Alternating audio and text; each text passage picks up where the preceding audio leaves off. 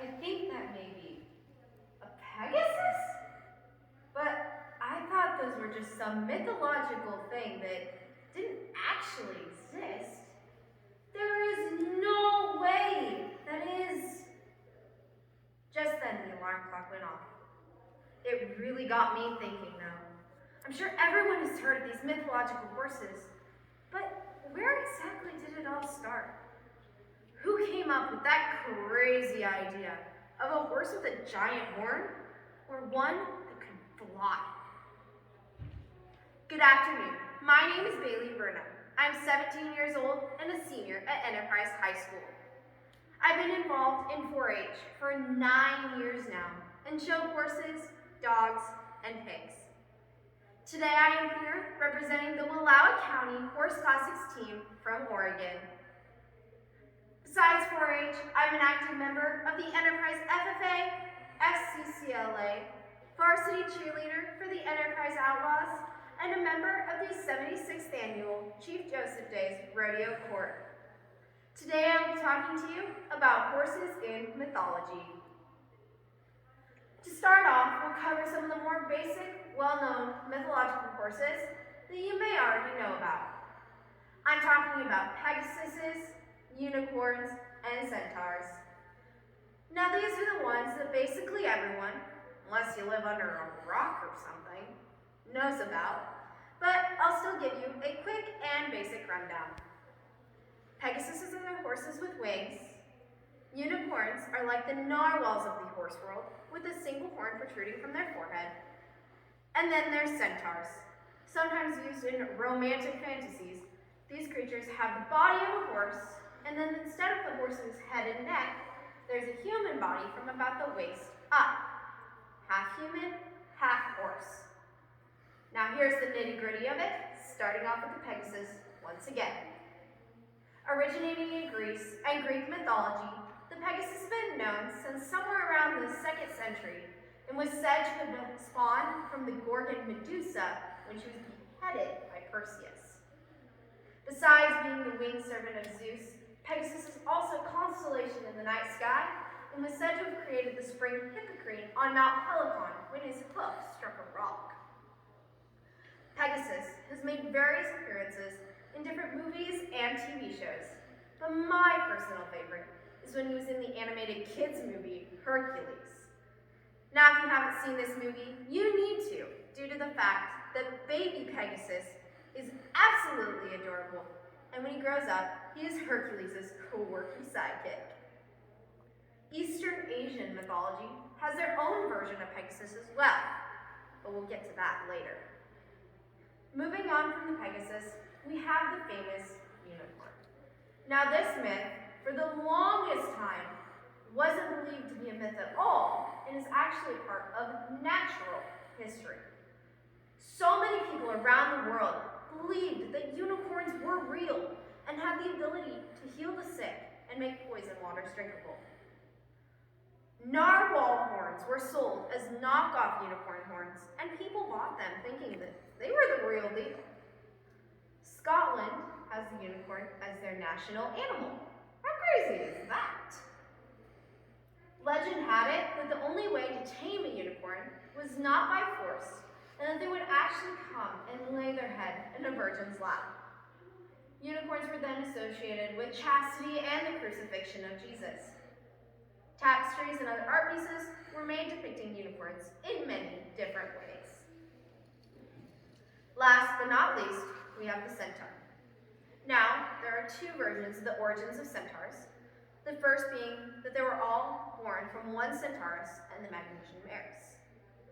The second is a little more complex, in that they were all the children of Laspius Ixon and a cloud in the image of Hera.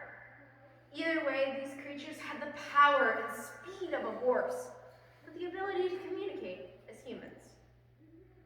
Most stories portray centaurs as chaotic or barbaric, but there are some that say the exact opposite and tell the tale of a much more pleasant creature.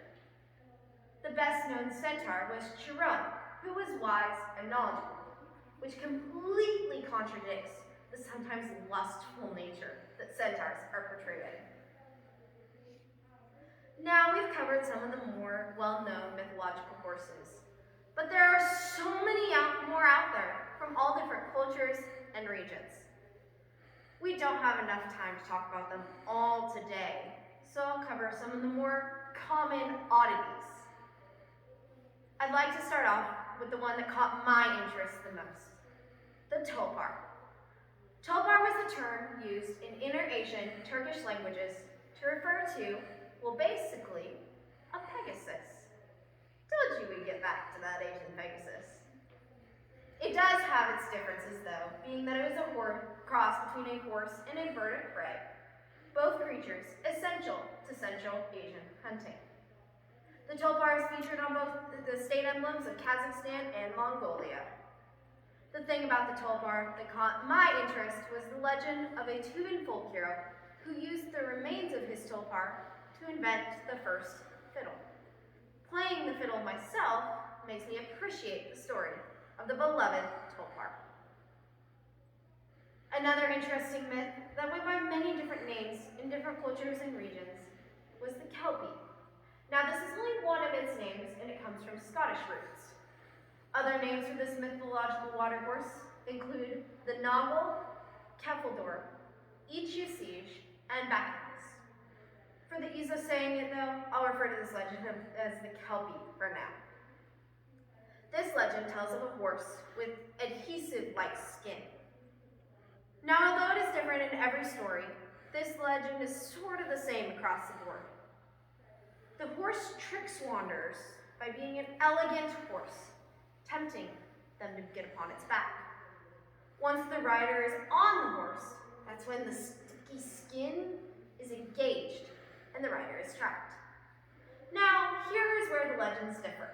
Some say the horse then flies in the air, turns to mist, and drops the rider in the water below to drown them. Other more common legends say that the horse then dives into the brook, river, or whatever body of water it resides in, and drowns its helpless victim. The most ferocious of these mythological water horses is the Ichusij, because after it drowns its victims, it tears apart the body, leaving only the liver floating in the water. Kind of intense, but intriguing all at the same time. So when you think of a seahorse, typically the thought that comes to mind is of that little sea critter with the curly tail. In Greek and Phoenician mythology, however, it is slightly different. Their idea of a seahorse is the hippocampus. Now, I'm not talking about the region of your brain responsible for learning and memory. I'm talking about the mythological horse with the upper body of a horse and the lower body of a fish, dolphin, or even sea monster. So if you're ever wondering where the top part of the horse went when the centaur was created, maybe it went to the hippocampus.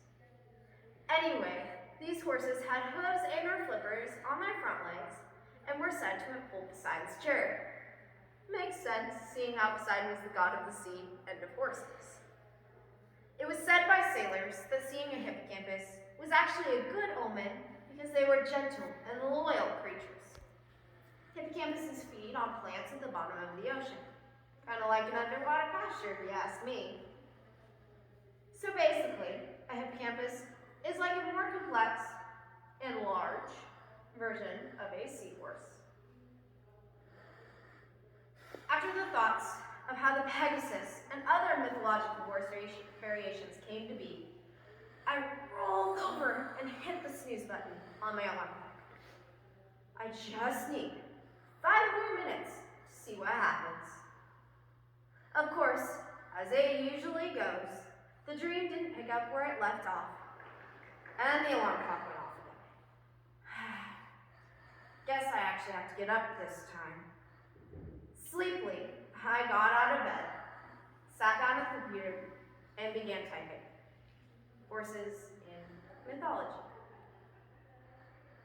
I got my information from various online resources, including horseyhooves.com and Google Translate to try and figure out some pronunciations of names.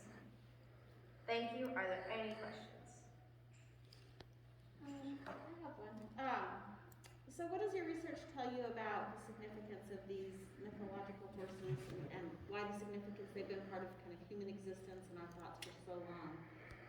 Any of your research say kind of why or any theories on that? So the question was, did my research say anything of the importance of like our development like in our cultures and whatnot?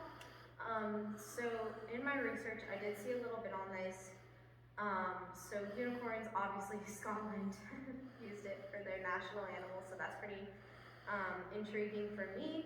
And it did kind of form a little bit around their society, and unicorns kind of shaped a little bit of our beliefs and whatnot. And there are still people that think they're real out there, and I mean, maybe they're right.